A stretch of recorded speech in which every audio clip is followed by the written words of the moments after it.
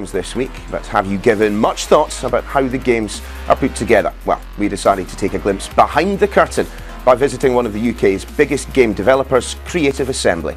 Well, they're the team behind Sega's strategy games, the Total War series. Swipe travelled down to their West Sussex HQ to find out more.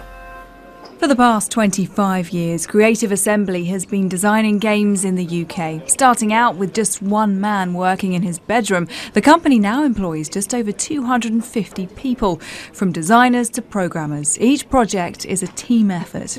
Making a game is a really multidisciplinary thing now. So to make a Total War game, we have artists, we have designers, we have economists, because we're doing a strategy game where you're simulating, medieval economies and that kind of thing. Lots of programmers, motion capture. There's so many different disciplines involved now. It's one of the most interesting areas to work in. The process of creating a game from scratch can be time-consuming and expensive.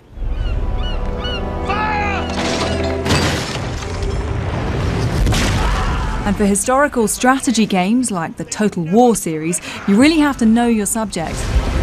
We have to do a lot of research, understand the period. We've got to generate lists of things like units that we want to have in the game, different kinds of soldiers, for instance.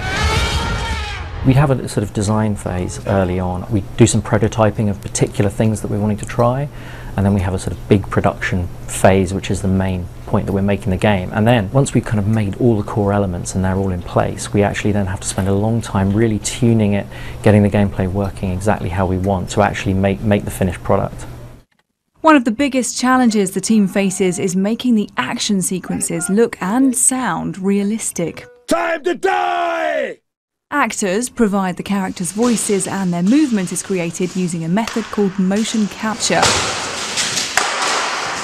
The actors get dressed up in these suits with particular markers on them, so that the cameras can track the different parts of their bodies and how they're moving, and we record their fighting movements. And then when we have that data, we actually process it and attach it to the 3D models, so that the 3D models animate in exactly the same way that those actors fought. That gives us this really authentic look for our battles. The technology used in games is always evolving, so in order to keep up with the competition, developers have to try and predict the future. It's always a bit like clay pigeon shooting, where you're aiming slightly ahead of what the tech can actually do.